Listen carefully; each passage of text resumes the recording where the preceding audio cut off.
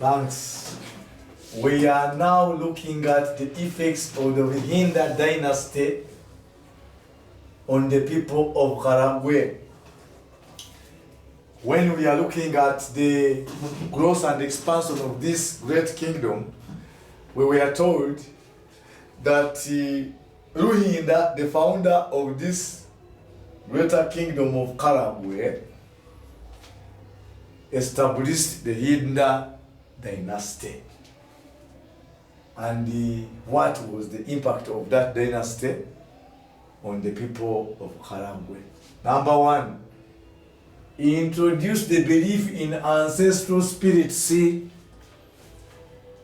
this is the spirit of the greater ancestors, and even the spirits of the dead. Even the spirits of the what? Of the dead. They believe that the dead had a lot to influence on the what? On the living. And what does that one mean? How therefore do they respect the spirits of the dead and the ancestral spirits? They will do sacrifice. They will offer sacrifices, especially lambs or goats, sacrificial lambs, goats, or even young cows or calves. Yes, which were sacrificed to the what? The gods, so that they can become appeased or they can be happy. Number two, they introduced the age set system, where people were grouped according to the age. And that was the Hinda Dynasty introducing the age system, where people were grouped according to their ages. Yes, I already explained that one in organization. People of the same age being grouped together. What does that one mean? And how did it help? It helped in easy mobilization in the case of maybe war, attack by another community onto the Karagwe kingdom. They would know which age would we mobilize to attack. And when it came to maybe the elderly, which people would be settled in areas where there was greater attention to the elderly, so that they can be given attention. Which people are so important in as far as communal work is concerned, and even other considerations. That was the importance of the age system. Created order and respect in society. The Hinda Dynasty created order and respect in society. Why? Because of the way, for example, the Banyambo, those were military leaders, the way they organized the people in as far as the military was concerned. They organized people for war and for military campaigns. That meant that it was going to create order and order, instability. To guard against instability and respect in society.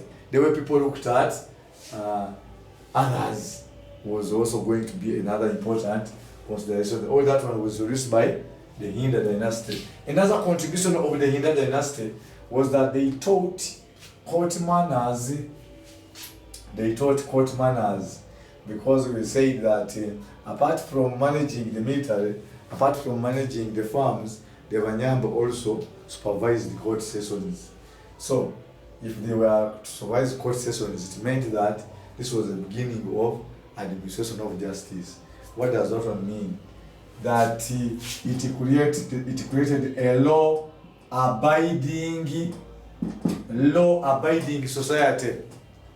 That the people in Karagwe learned to be law-abiding, respecting the laws of the land because of the court manners that were taught by these people, the Hinda. The Hinda introduced military training. Yes, this was something which was not known before, but the coming of the Banyambo as a result of the rise of Karagwe kingdom created an era where military training was a basis of everybody's living. So the Banyambo taught military skills. What does that mean? That now it brought about readiness in society. It brought about readiness in society in the sense that should any external aggression happen on Karagwe, everybody was ready for war. And like where you find that a society was not militarily upright, they attack and you begin calling for support from the military, from the army. But now the Banyambo taught everybody to be militarily upright. So in case of attack, they would just come in and mobilize the men to go for war. Hinda Dynasty introduced long-horned cattle, and of course that was by the Hima class. The Hima class which carried out cattle rearing, and they came with the idea of rearing long-horned cattle, the one they called the Angole type or the Chwez type. So it was borrowed and brought in Karagwe, and so they kept keeping it, and it was a source of prestige, a source of social power, a source of wealth, because they would sell it, and they would sell the cattle, they would sell the milk, and the one who had more cattle was respected in society. Another one of the Hinda contribution was introduced ironworking. Yes, the Hinda Dynasty introduced ironworking because we say that Karagwe was well blessed with people who had iron skills. And what did they do? They manufactured iron implements like hoes used by the Banyambo, the farmers, spears used by the Banyambo, the military guys, arrows used by the hunters, and many others. So it benefited both the agricultural sector and the defense. So all that one being a credit of the Hinda Dynasty, of course, which was spearheaded by none other than Ruhinda himself. Encouraged trade. The Banyambo encouraged trade. Banyambo were not only farmers, they were not only military guys, but they also participated in trade. So the Banyambo were a jack of all trades and master of all of them. Yes, there is a saying that I'm a jack of all trades and master of what? Of none.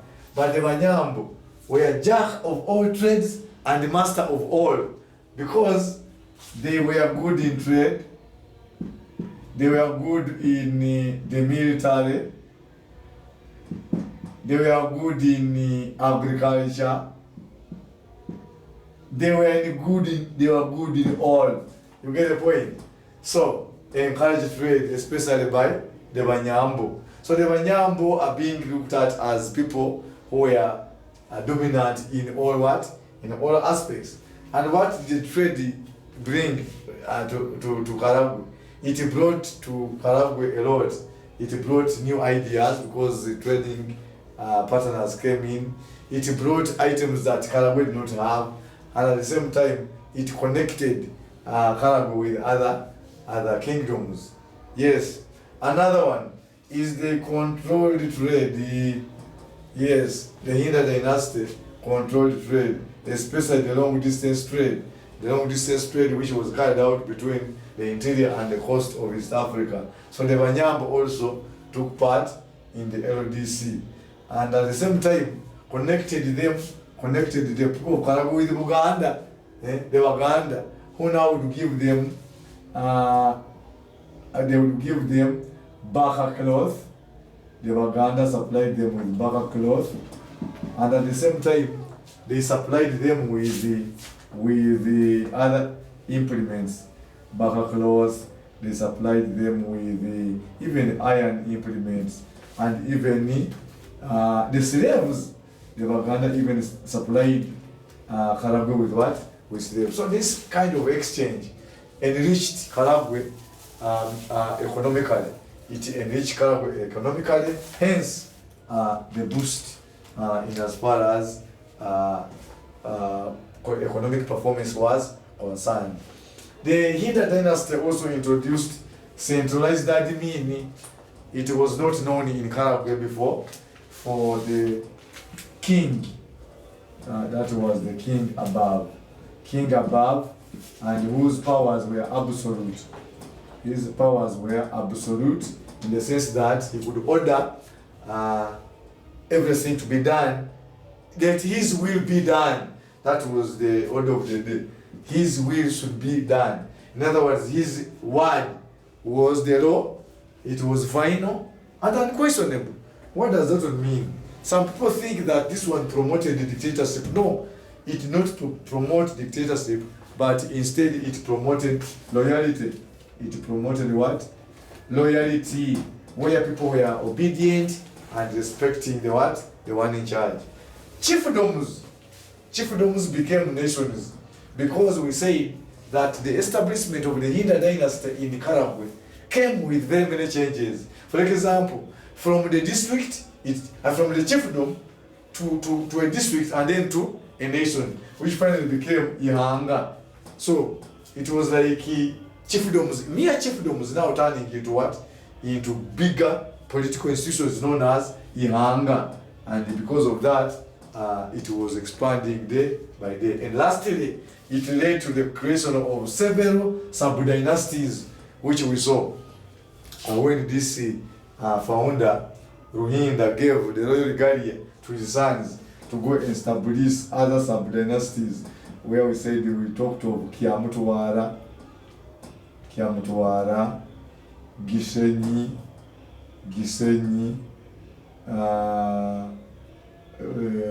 Karagwe itself, and many more others, But the total was 8. So because of that, this new political setup of sub-dynasties, but we say that the creation of sub-dynasties was aimed at ensuring that Karagwe kingdom even sprouts the roots.